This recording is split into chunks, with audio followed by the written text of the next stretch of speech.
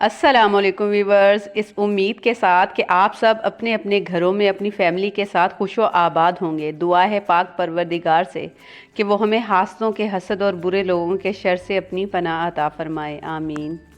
Viewers, आज मैं आपके लिए चिकन की कढ़ाई की ऐसी रेसिपी लेकर आई हूँ जो ना सिर्फ देखने में बहुत खूबसूरत लगती है बल्कि जायके में भी ये बाकी सब कढ़ाइयों से बहुत डिफरेंट है।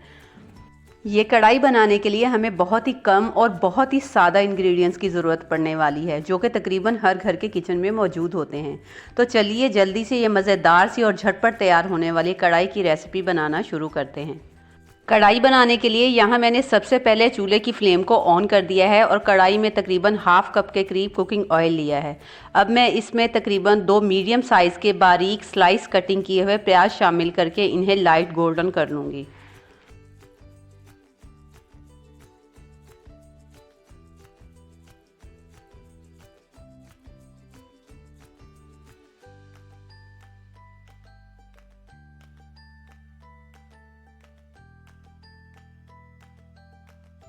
जैसे ही प्याज़ों का कलर गोल्डन होना शुरू होगा, अब मैं इसमें तकरीबन आधा किलो के करीब चिकन शामिल कर दूंगी।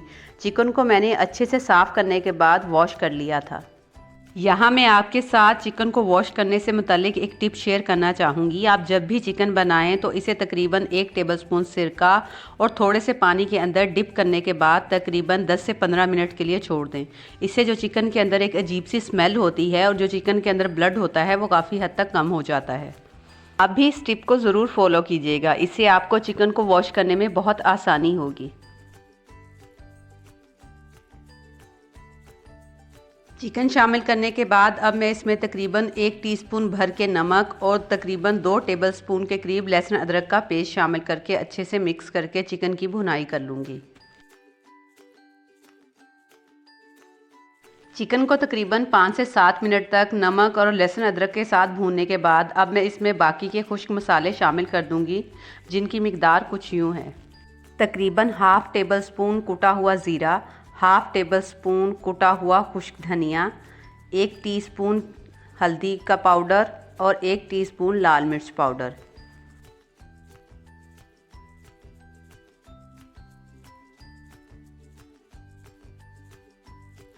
इन तमाम मसालों को चिकन में शामिल करने के बाद अच्छे से मिक्स करते हुए अब मैं इसमें तकरीबन 4 से 5 टेबलस्पून के करीब दही शामिल कर दूंगी और दही और मसालों के साथ चिकन की अच्छे से भुनाई कर लूँगी।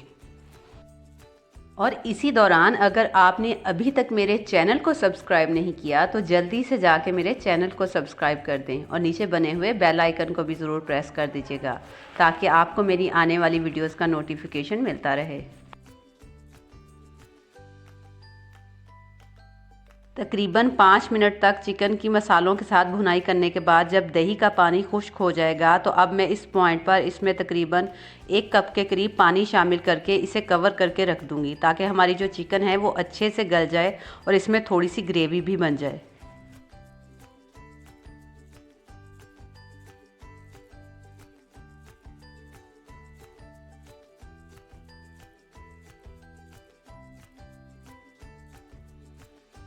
तकरीबन 5 मिनट तक कवर करके पकाने के बाद हमारी जो चिकन है वो अच्छे से गल चुकी है और इसमें एक मज़ेदार सी ग्रेवी भी तैयार हो गई है। अब मैं इसमें तकरीबन हाफ़ कप के करीब क्यूब कटिंग की हुई शिमला मिर्च और हाफ़ कप के करीब क्यूब कटिंग किए हुए टमाटर शामिल कर दूंगी। टमाटरों को मैंने कटिंग करने से पहले इनके बीज निकाल दिए थे।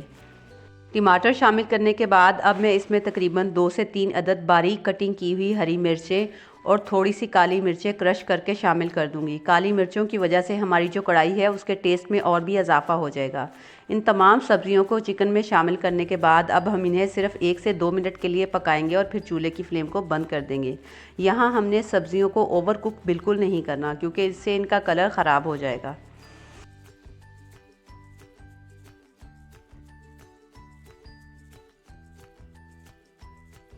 तकरीबन 1 मिनट तक मज़ीद कुक करने के बाद आप देख सकते हैं कि हमारी टेस्टी और झटपट सी कढ़ाई बनकर तैयार है।